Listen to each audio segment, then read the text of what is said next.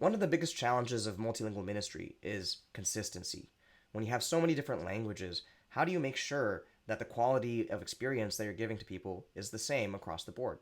And I saw a great example of this come up with a church that was promoting its Easter services and the fact that they had Spanish and Korean translation available for certain services. And I don't know about you, but I get really excited when I see a church promoting the fact that they're multilingual. I think it's something that God desires, and whenever I come across it, it always catches my eye. So I came across this picture of this billboard promoting the service. I've kind of blanked out the name of the church, just not to call them out or anything, just to focus on the design aspects and be able to break it down to see what we can learn from this and how it might be able to do better. So here's a picture.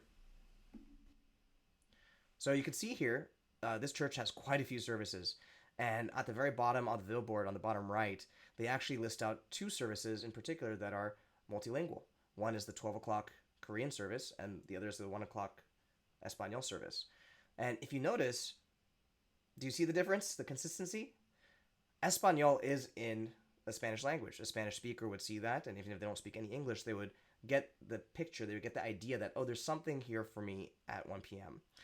But the Korean language service is just in the English word Korean. It's not using the Korean script. And for anyone who doesn't actually speak or read English that well, that's not going to get their attention and it's not going to appeal to them. Versus if it was in the Korean script, where it might make somebody feel like, I really want to go and check it out and see if this is a place where I can belong. I've also kind of blanked out the social media, the ways that people can actually access more details, but I will just mention the fact that I did a bit of research, and it sounds like this church has a very vibrant Hispanic ministry where it has a specific section on their website. It says Espanol as well, and it has many different offerings for people who speak Spanish. When I go to the Korean, they don't mention the Korean website on the billboard, but when I go to their main page, I found, again, in the navigation, the word Korean. And I hover over that. It wasn't in the Korean script. I hover over it, and I could see that there's actually just one link to a completely different website, completely different branding and everything else like that. But that is actually in the Korean language. But it doesn't. It didn't have a TLS certificate showing security. I'm not sure how up to date it was, and so that just kind of shows one of those challenges of consistency. Now, I think it's still marvelous that this church is offering Spanish and Korean translation for their worship service. So no knock on them. But definitely one of the smallest improvements that could be made is to at least use the Korean script when you're describing the fact that you have a Korean language service. It's going to create that connection, authenticity, and appeal to somebody who's really looking for that for themselves and for their neighbors, for the people that they know who it would meet the need for.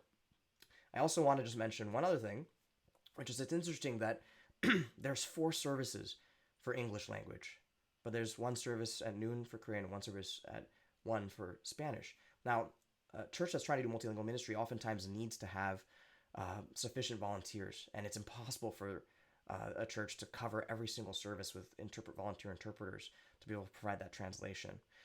And it also could be a restriction on limitations of the number of physical headsets, the rooms that they have for an interpretation booth. There's so much complexity that goes into making a really great experience that it makes sense that a church might only offer certain times. But it sounds like this particular church actually has gotten to the point where they have just a separate service because these are not coinciding with the English services. They are kind of just at a different time. So I think there's an opportunity here. Again, no knock on this particular church, but how amazing is it to create a foretaste of God's kingdom when people can worship together across different languages? That's basically a fulfillment or a witness to Revelation 7:9, where people from every language are worshiping Jesus together around the throne.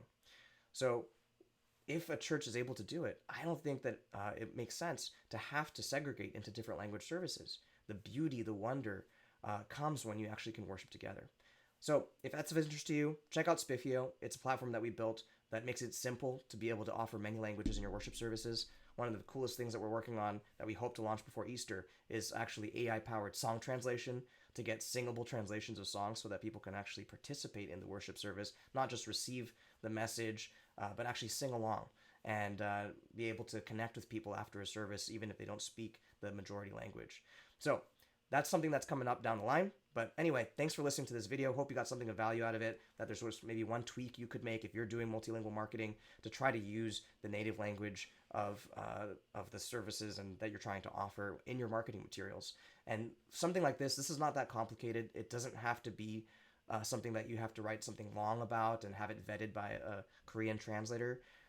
The Korean language itself, the script, you can just get it and actually put that on your billboard, on your website, and other places, and it's going to just help create that connection with people who speak that language, that they're really represented, that it's not just the English form of that language.